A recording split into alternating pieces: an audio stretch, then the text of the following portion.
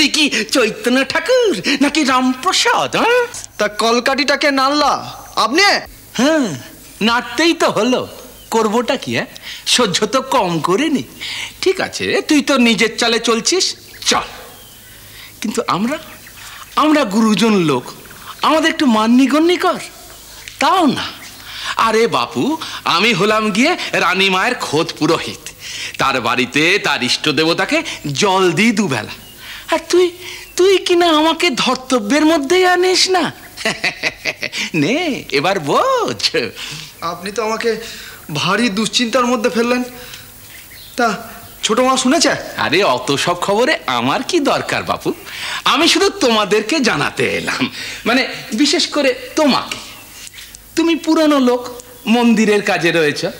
শোনো, সেজুবাবু যদি তোমাকে তেমন কিছু বলেন, তুমি পরিষ্কার বলে দেবে যে একা এত বড় মন্দিরের পুজো পাঠ করা তোমার পক্ষে সম্ভব নয়।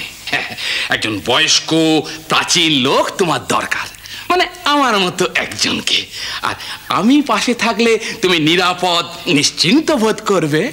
ও তারপর ধরো গে দুজনে মিলে যদি একটা কিছু করতে পারি, মানে হাড্ডা মাড্ডা করে যদি এদিকটা পেয়ে যাই, বুঝলে কি না, মানে একবার যদি জমিয়ে বসতে পারি, তাহলে আখেরে দুজনেরই লাভ, নাকি ভাগ্নে মশাই? কি ব্যাপার হালদার মশাই? সেজে বাবু, আপনি ঠিক ভাগাড়ের ওপরটাই উঠছিলেন? আগে ভাগ। আপনি যে কি বলেন না সেজে বাবু। শুনেছ ভাগ্নে মশাই? শুনেছ নিশ্চয়ই। তোমার ছোট মামার আমি ছুটি করে দিলাম, মানে একেবারেই বরাবরের জন্য। মানে আমি বুঝেছি যে নিত্য সেবার কাজ আর ওকে দিয়ে সম্ভব নয়, কারণ এই দেবীপীঠ রানীমা তৈরি করেছেন মানুষের মঙ্গলার্থে, সাধারণ ভক্তজনের মধ্যে ঈশ্বর অনুরাগ বাড়িয়ে তোলার জন্য। সেখানে যখন খুশি যেমন তেমন নিত্য সেবা চলবে, এ হতে পারে না। কি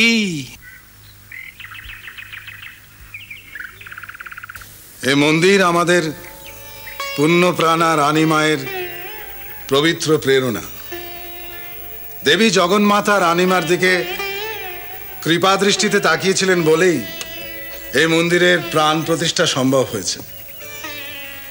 সারা দেশের ব্রাহ্মণাচার শাস্ত্রাচারের নতুন ব্যাখ্যা নিয়ে এই মন্দির আমাদের ধর্মস্তম্ভ। যুগের প্রয়োজনে ভগবান আজকে প্রাণের ঠাকুর হয়ে এই মন্দিরে আবির্ভূত। প্রতি মুহূর্তে মায়ের কল্যাণময় মূর্তি এই মন্দিরে বিরাজিত।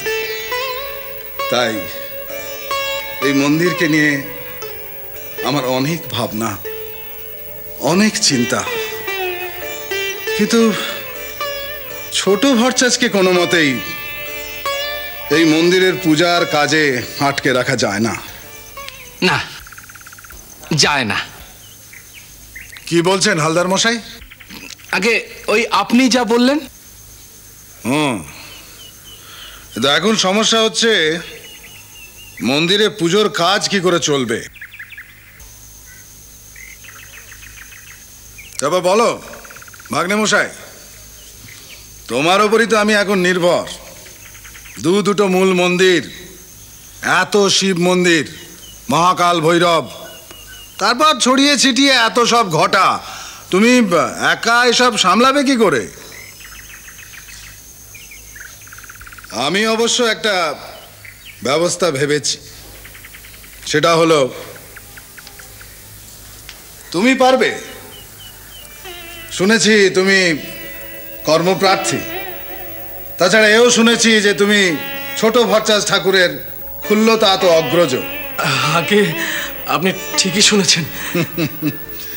মামা ভাগ্নে জুটি আমি ভাঙতে চাই না। তাছাড়া এও শুনেছি যে তুমি একজন সুপণ্ডিত, শাস্ত্রজ্ঞ, বাকসিদ্ধ পুরুষ।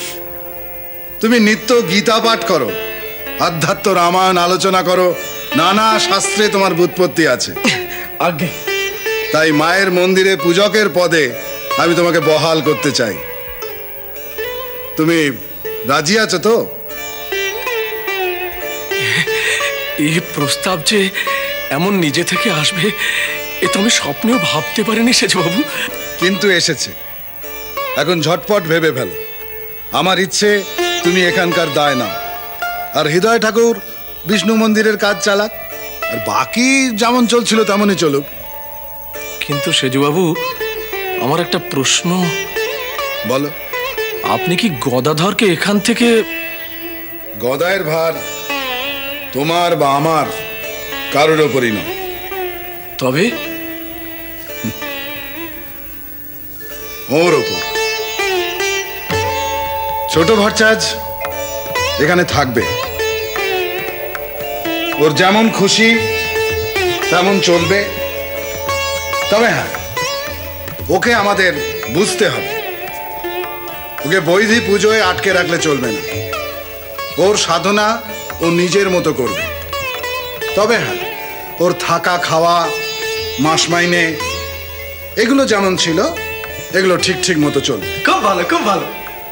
তবে ওর ঈশ্বর তত্ত্ব, ঈশ্বর বোধ, ওর সাধনা ও নিজের মতো করবে, আমরা বাধা দেব না। আপনি আপনি মহান সেজবাবু। তুমি তো বিষ্ণু পূজক, আগে তোমার মায়ের মন্দিরে পুজো করতে কোনো আপত্তি নেই তো? আগে না, তবে আমার পুজো কিন্তু নিয়ম নিষ্ঠার পুজোই হবে, কারণ আমার প্রেম কৃষ্ণ জ্ঞানী, গদাইয়ের মতো মাতৃজ্ঞানী নয়। আমি জানি। তাহলে আজ থেকে হৃদয় ঠাকুর আর তুমি তোমাদের কাজ ভাগাভাগি করে নাও। আচ্ছা আচ্ছা সেজবাবু। তাহলে হালদার মশাই, আগে আমার এই ব্যবস্থা আপনার পছন্দ হয়েছে তো? আগে হ্যাঁ, ভারী পছন্দ। এ কি পড়ে যাবেন যে?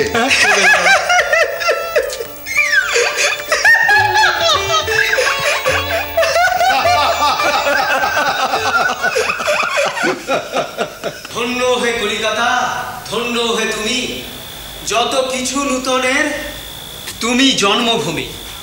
দিশি চাল ছেড়ে দিয়ে বিলেতের চাল, নকুলে বাঙালি বাবু হইল কাঙাল।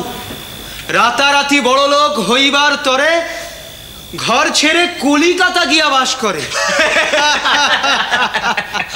তা শোন, এই হলো গিয়ে আমাদের কলকাতা। তা সেখানে এমন রঙ্গ তো হবেই। মেছুয়া বাজারের বেবুসেদের মধ্যে মা কালীর সন্ধান পেল মন্দিরের ওই পূজারি।